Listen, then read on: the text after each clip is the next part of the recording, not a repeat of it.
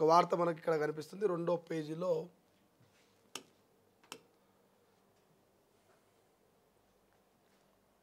2029 ఎన్నికల్లో 33% సీట్లు, లోక్సభ అసెంబ్లీ అమలుకు కేంద్ర ప్రణాళికలంట.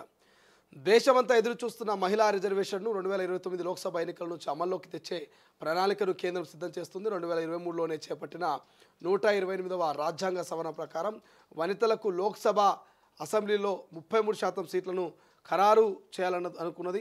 ఇండియన్ ఎక్స్ప్రెస్లో ఓ కథనం ప్రచురమైంది. 2027లో చేపట్టనున్న జనగణన ఆధారంగా దేశవ్యాప్తంగా లోక్సభ శాసనసభల నియోజకవర్గాల పునర్విభజన జరుగుతుందని అందులో పేర్కొన్నారు. ఈ ప్రక్రియలో భాగంగానే నారీ శక్తి వందన్ అధినియం పేరిట మహిళలకు 33% కోటా కల్పిస్తారని వెల్లడించారు. మహిళా రిజర్వేషన్ చట్టం అమల్లోకి వచ్చాక జరిగే తొలి జనాభా లెక్కల ఆధారంగా నియోజకవర్గాల పునర్విభజన చేపట్టాలని చట్టంలో పేర్కొన్నారు. జనగణన తర్వాత పునర్విభజన ప్రక్రియ చేపట్టాలంటే పార్లమెంట్లో జనగణన చట్టాన్ని ఆమోదించాలంటూ మనకు వార్త కనిపిస్తుంది. 9 నెలల్లోనే జనాభా లెక్కలు రెడీ అంటూ ఇక వార్త హైలైట్ కనిపిస్తుంది. అంటే ఏది ఏమైనప్పటికీ కూడా ఇక్కడ మనం అర్థమవుతుంది ఏంటి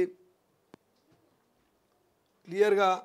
సో ఎవరైతే 33% కోటా కోసం కొట్లాడుతున్నారో 33% లోక్సభ, ఇటు అదేవిధంగా అసెంబ్లీ ఎన్నికల్లో అసెంబ్లీలో లోక్సభలో 33% మహిళలకు రిజర్వేషన్ కల్పించాలని పెద్ద ఎత్తున లడాయి జరిగింది 2023లో. మరి దానికి గ్రీన్ సిగ్నల్ వచ్చింది రాజ్యాంగ సవరణ 128 రాజ్యాంగ సవరణ ప్రకారం. సో ఇప్పుడు మహిళల కోటకు మరి నిజంగానే చట్టసభల్లో మరి ఎప్పటి నుంచి ఇవ్వబోతున్నారంటే 2029 లోక్సభ అసెంబ్లీ ఎన్నికల్లో మరి ఈ యొక్క మహిళలకు 33% సీట్ల కేటాయింపు జరిగే అవకాశం కనిపిస్తుంది. జన కులగణన చేస్తూ ఉంటుంది ఇప్పటికే కేంద్ర ప్రభుత్వం. కాబట్టి జన కులగణన అయిపోయిన వెంటనే 2027 నుంచి మరి జన కులగణన కంప్లీట్ అవుతుంది. కాబట్టి 2029 ఎన్నికల్లో మాత్రం పక్కా లోక్సభ అసెంబ్లీ ఎన్నికల్లో మరి కేంద్ర ప్రభుత్వం అమలుకు ప్రణాళిక సిద్ధం చేస్తుందంట. కొత్త జనాభా లెక్కల ఆధారంగా నియోజకవర్గాల పునర్విభజన, ఆ ప్రక్రియలో అతివలకు రిజర్వేషన్ అంట.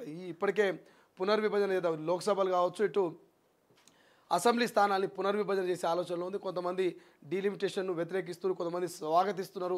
పెద్ద చర్చనే జరుగుతుంది దక్షిణ భారత్ అని, ఉత్తర భారత్ అని చెప్పేసి. మరి ఇవన్నీ పరిణామాల తర్వాత ఏం జరుగుతుందో చూడాలి. బట్ ఏదేమైనా ఒక శుభవార్త అని చెప్పుకోవచ్చు. 33% రిజర్వేషన్ చట్టసభల్లో 2029లో కేంద్ర ప్రభుత్వం మరి కల్పించే అవకాశం కనిపిస్తుంది. ఇటు అసెంబ్లీలో అటు లోక్సభలో ఇది ఒక రకమైనటువంటి శుభవార్తనే అని చెప్పుకోవాలి. కొట్లాడి తెచ్చుకున్నటువంటి ఈ రిజర్వేషను అమలుకు ఇంకా దాదాపుగా ఒక 4 ఏళ్ల సమయం అయితే పట్టే ఛాన్స్ కనిపిస్తోంది. వెలుగులో చూస్తే ఇక హైదరాబాద్లో భారీ వర్షం అనేది కనిపిస్తుంది. పిడుగుపాటు